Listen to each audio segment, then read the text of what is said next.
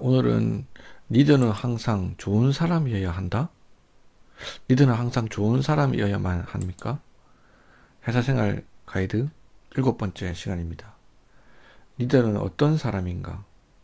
악마는 프라다를 입는다는 영화를 보신 적 있으신가요? 그 얘기로 시작하고자 합니다.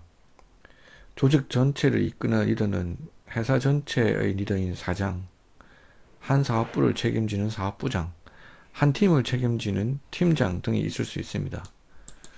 리더의 역할은 어떤 역할을 하는 사람일까요? 어떤 사람이 리더입니까?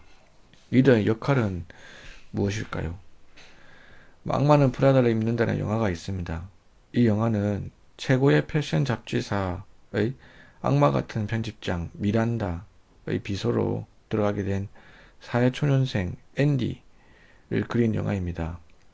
24시간 울려대는 휴대폰, 남자친구의 생일도 챙기지 못할 정도로 야근이 많고 심지어 아이가 보고 싶어하는 신작 소설을 미리 구해오라고 하는 등 악마 같은 편집장 밑에서 주인공인 앤 해셔웨이는 어떻게 버티고 어떻게 변해가는지를 그린 영화입니다.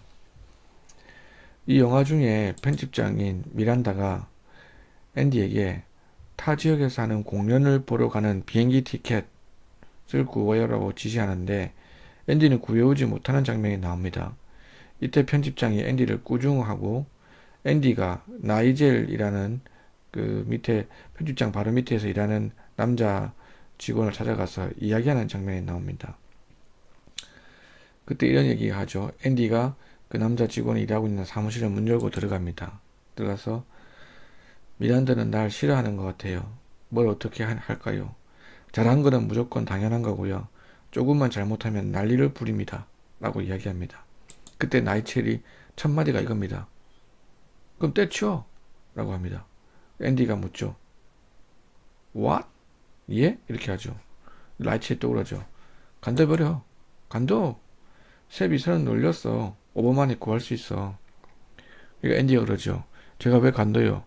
제 말은 그냥 노력한 만큼만 인정받고 싶다는 얘기죠. 하죠. 나이첼이 말하죠. 앤디, be serious. 솔직히 얘기해보자. 솔직히 뭘 노력했는데? 너 노력했어? 너 징징대기만 하는 거지. 위로를 바래? 아이고 불쌍한 앤디. 미란다가 그랬어? 가여워라.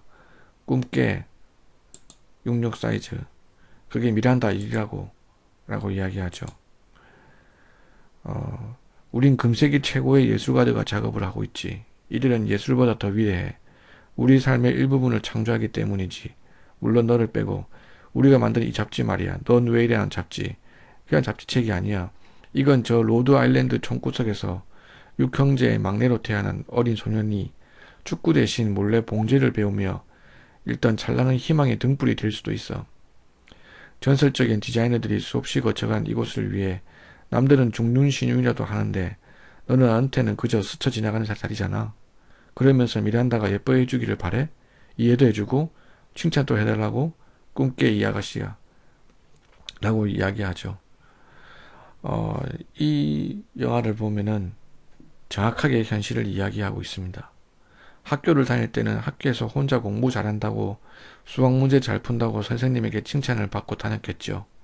하지만 직장에서는 어떤 업무를 성공적으로 잘했다고 칭찬받는 일보다는 영화에서처럼 꾸중 듣는 일이 더 많을 수도 있습니다. 리더의 역할이 미란다의 일이라고, 그게 미란다의 일이라고 하는 것처럼 리더의 역할이 원래 이런 거라고 합니다. 조직에서의 리더의 역할은 이와 같은 것 같습니다. 첫 번째, 조직에서의 리더의 역할은 지속 성과를 내는 것입니다. 기업에서 리더는 절대적으로 성과 내기가 우선입니다. 그것도 올해만 성과 내고 내년에는 성과 내지 않고 이런 것이 아니라 지속적으로 성과를 내야 합니다. 그 성과에는 가시적인 성과가 있습니다. 매출 증대, 이익 증대, 고객 향상, 고객수 증대, 매장 증대 등이 있겠고요. 비가시적인 성과라고 할 수 있는 제도를 구축한다든지 새로운 프로세스를 만든다든지 일하는 방식을 변화시킨다든지 후계자를 영입한다든지 인재를 영입하는 등의 비가시적 성과가 있습니다. 팀의 리더라면은 팀 전체의 성과에 대한 1차전 책임이 있습니다. 팀 전체의 성과 달성이 우선입니다. 사람 좋고 착하고 둥글둥글하고 다른 동료들과 잘 지내고 이런 것들이 무슨 소용입니까? 자본주의 사회에서는 성과를 달성하지 못하는 리더는 리더 자체 자격이 없는 것입니다. 둘째, 조직에서 리더의 역할. 두 번째입니다. 의사결정과 실행입니다. 담당자 본인이 본인 업무의 주인의식을 가지고 스스로 결정을 하지만 아직은 업무 경험이 부족한 경우 팀장에게 보고하거나 조언을 얻으러 오는 경우가 많습니다. 이때 팀장은 빠른 의사결정을 해줘야 다음 단계인 실행으로 넘어갈 수 있습니다. 가장 최악의 리더는 의사결정을 하지 않거나 미루는 리더입니다. 의사결정을 하지 않아서 그 시기를 놓치거나 기회를 놓치게 만드는 리더. 이런 리더는 리더의 자리에 있으면 안 됩니다. 리더는 굳은 일, 부하 직원이 쳐내기 힘들어하는 일을 본인이 맡아서 쳐내야 합니다. 힘들고 어려운 일을 부하 직원에게 미루고 본인은 일상적인 오퍼레이션만 하는 리더에 대해서는 그 해당되는 팀원들도 마음속으로 다 알고 있을 겁니다. 겉으로는 따르는 척 하지만 진짜 속마음은 그렇지 않을 것입니다. 이런 리더 밑에 있는 밀레니얼 세대나 Z세대의 팀원들은 그 팀장을 진심으로 따르지 않을 것입니다.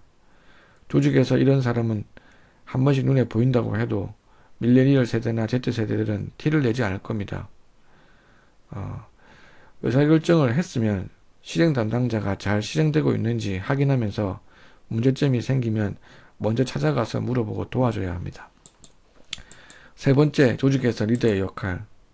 세 번째 리더의 역할은 책임을 지는 것입니다.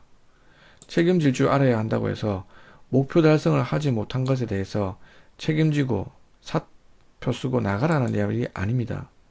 그 원인이 무엇인지 정확하게 분석해서 잘된 사항은 뭐고 잘못된 사항은 무엇인지를 원인을 내부에서 찾으라는 말입니다.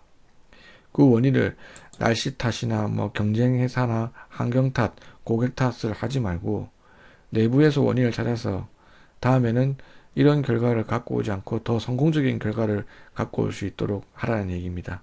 실패를 통해서 성공을 배우라는 겁니다. 다시 한번 정리하겠습니다.